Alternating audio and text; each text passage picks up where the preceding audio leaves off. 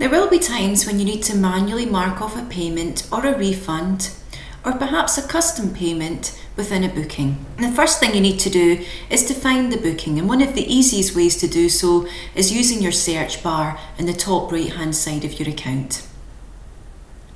Once in the booking, if you scroll down, you'll find an area called Customer Payments. Within here, you'll be able to see within the payment type drop down how the guest has decided to pay. Now it's up to you to check that money has come through to you, and within SuperControl you'll be ready to mark off that that money has been received. It's very easy to do so. We would just tick deposit paid, and already we have selected the method because it's pulling from above, and if they've paid the full £100, it's as simple as clicking the save button. If the guest hasn't paid what you would have expected them to, we can use this field below, the Enter Custom Payment area, where you can type in what you would like to call it, and then you can log how much you've actually received. So we could put in here part payment, the date, how they've paid, and the amount, and it's a payment. So we would click save. And when we look back down here now that it's refreshed, we can see we've got the part payment with today's date and bank transfer. Now, if you've made a mistake, what's quite nice about logging payments like this, so this is the same for cash payments or cheque payments, it's just a log that you've got this money in. So if you've made a mistake, you can just click the delete button, or if you need to make a change to the date or the amount, you can use the edit button. To log a refund via bank transfer, cheque or cash, we use the Enter Custom Payment field again. So within here, we would put in the text, the date we're giving the refund, how we're planning to give the refund back, and the amount we're refunding. From this drop down, we can select refund. And at this point, SuperControl will ask you what sort of refund you're wanting to do. Is this a genuine refund where you're giving the money back to the guest and not looking for it back at a later stage? Or are you refunding an overpayment? So have you taken too much money from the guest, giving them some back, but still expecting that to be paid back to you at a later stage? So this isn't an overpayment. We want to log that we're giving a refund back to the guest. We would click proceed and save. And again, if we look down in the customer payment area, we can see the refund logged. So it's nice and easy. Now, if you're wanting to mark off a payment by card, then if you were on the phone to a customer, you can select from the drop down the card type they would like to use. The tick box that says process balance or security deposit using this card is asking the question, can we use the guest's card again?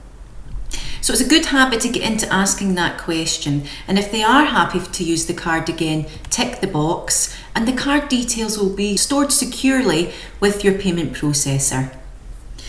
Popping in all of the card numbers and then coming down to decide what money you would like to take.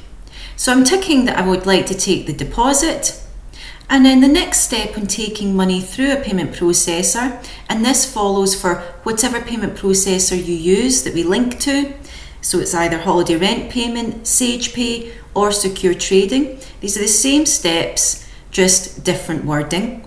So you would click onto the box and it'll pop up to say, are you sure that you want to process the payment using Sage Pay? We would say OK. And then to finalise everything, we would click the Save button. It will just take a second to refresh, and the pop-up message will tell us whether it's been successful or whether there's been a problem. And if there has been a problem, it will tell us the details of that in this message. So by saying OK, the screen refreshes again and it tells us that the money has gone through. And we can see clearly we've got the deposit payment, and we're always looking for in the brackets the reference that's come from the payment processor, and that confirms that it's been successful. If you don't see that reference in brackets for any reason, then there's been a problem somewhere. Now, to give a refund back to a card, the money must have been taken from the card. So in other words, you can't give a refund back to a card if you haven't taken the money from it.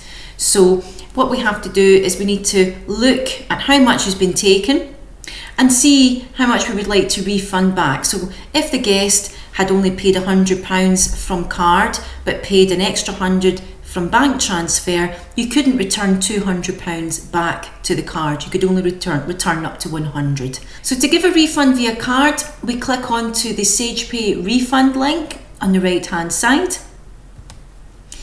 And that will take us to a screen where we can decide how much of a refund we'd like to give. So the total refund box, we would just edit that. If it was less, we would like to give back.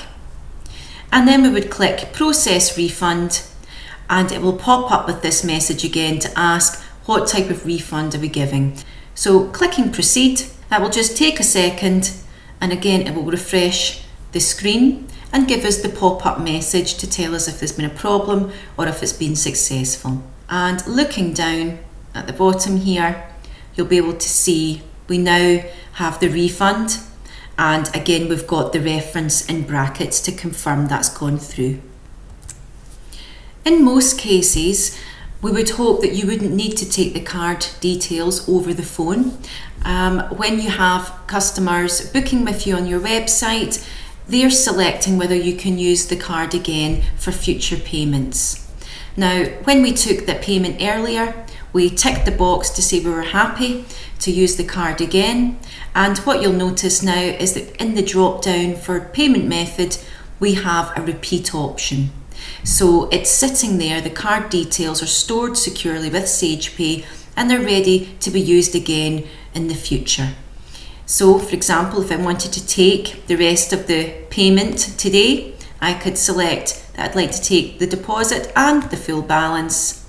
I would select the repeat option. I would come down and tick to process online. I would say that I'm sure to do that and then click save, and that will allow the money to be taken.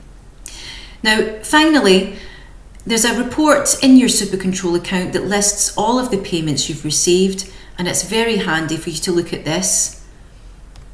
Within your bookings menu, under charts and reports, search customer payments. It's a fantastic report, and what's really good about the report is it will show you a column called PSP response, which is the response message from your payment processor. So if you see any payments that have been taken by card and they don't have that message of success from the payment processor, then that's certainly something that you should be giving you alarm bells, as this might have been a problem with the payment going through.